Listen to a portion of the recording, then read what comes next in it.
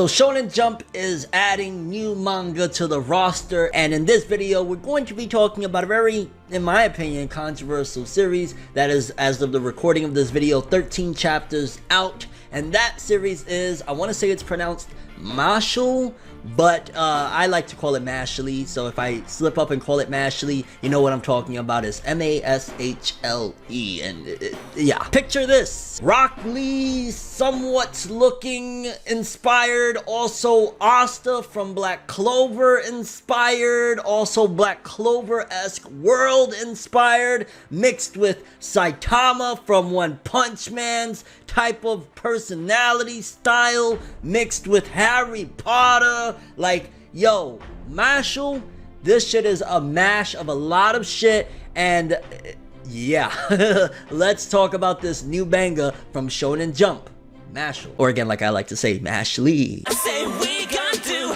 what we do, no matter how you move, make your move. That's how it be, though. So there's a few new manga from Shonen Jump. I'm probably going to be talking about at least one other new one, Undead Unluck, but with this video I wanted to talk about Mashle because I did not expect to even check this series out for a long time to come, ever since the Axe hit Samurai 8, the new work from the creator of Naruto, and it got canceled after 43 chapters, I want to say. I was like, yo, I'm not doing it. I'm not getting my heart broken again, okay? Shonen Jump, you're not gonna get me. But somebody whose videos that I watch occasionally actually made a video recommending it. I'm like, alright, I'm bored. We stuck in the crib every day, all day because of what's going on in the world. Let me give it a shot. And the next thing I know, in one sitting, I read all 13 chapters, which for me, for a new series, not something that I'm highly invested in, a new series that I'm just checking out, is a pretty rarity. Now, I blabbered on enough, so let me give you a little synopsis. The main character, Mash, he's a freak of nature when it comes to strength. He lives in this magical world,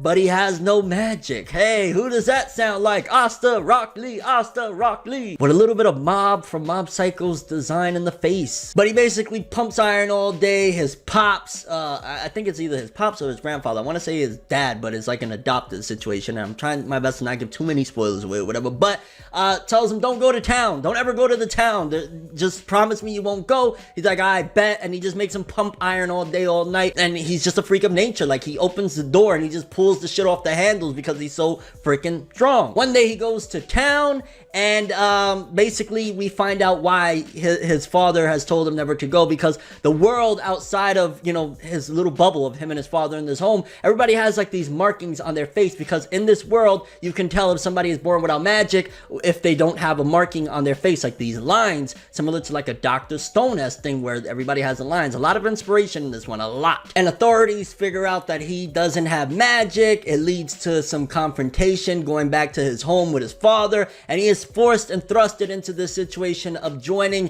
Hogwarts for witchcraft and wizardry. No, this magic school where basically he makes a deal with one of these authorities that, hey, if you become like the wizard king, essentially, of this magic school, you become like a great a B-star. For any B-star fans, there's the reference there. Then I'll let you and your family live in peace. You and your pops can live in peace or whatever.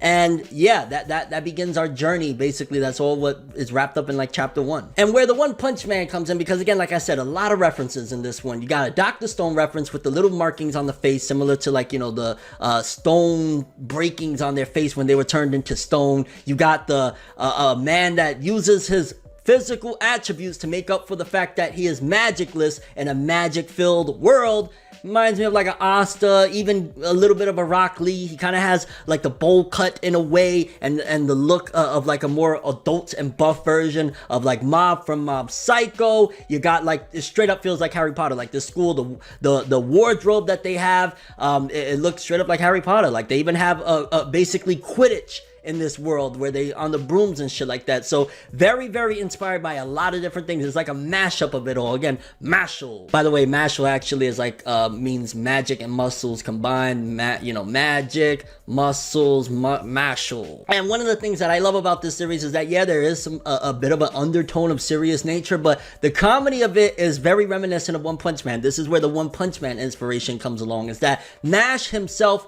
is very similar to Saitama. He's basically basically like a freak of nature in terms of his strength. Like, even though he's dealing with these situations, like, you know, the principal is trying to do him in, he'll just slap the shit out of the principal and, you know, job done. And I feel as though he's a lot more self-aware and just not an idiot opposed to like somebody like Saitama that he's just oblivious to so many different things. Mash is like, oh, just one more body? I gotta catch another body? Fair enough. Well, I'm gonna do what I gotta do to bring the peace to my father and my life because of the mistake that I made of going to town that day. And I love how each challenge always, I feel as though the author challenges himself, well, how am I going to have Mash be able to participate? Because in this magic school, there's a lot of, you know, tests you gotta take that you gotta have magic to do. Like, how do you ride a broom and you know, take the little quiz or whatever, or showcase that you can ride a broom? Well, he's gonna, in the blink of an eye, throw the broom so fast and jump on it that it looks like he flew the broom, when in reality he's just so freaking strong that he could throw the broom. So I love seeing how he gets through a lot of these obstacles of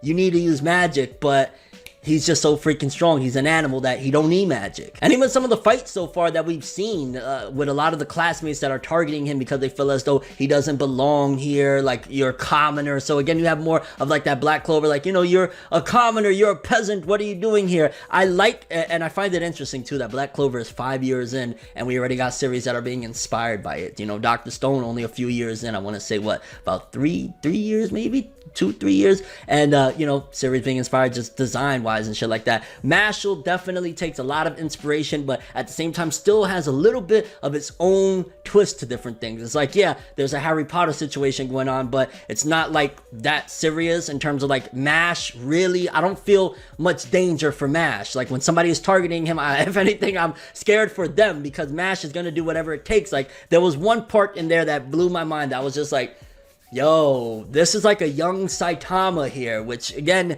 y'all know Saitama's a beast. When the chancellor, I want to say, or like he's the ruler of the school, so to speak, he kind of looks like you know, Dumbledore. So, you know, he kind of looks like Dumbledore from Harry Potter, where he's giving a test to Mash to see if he can enter the academy. And basically there's a point where Mash is like forced to get his hand stabbed to stop the knife from, like, I want to say it was like hurting somebody that he loves, like a puppet of somebody that he loves. And he's like, oh, okay, I could see that there was a timer on you. All I got to do is outlast you and then I win. And that shit was just epic. Like, that's one of the things that makes Mash such an awesome character, is that he's not completely oblivious. He's pretty there, you know what I'm saying? He's not the typical shonen main character. Like, maybe he's oblivious to certain aspects, which makes it a little comedic of like, hey, you know, that's not how you open a fucking door. You just turn the knob and pull the door, and not, oh, do I push it in? Do I? And then he just rips the door off the hinges and shit like that. So those are the little quirks that make him like a shonen character. But in terms of any type of conflict, any type of situation where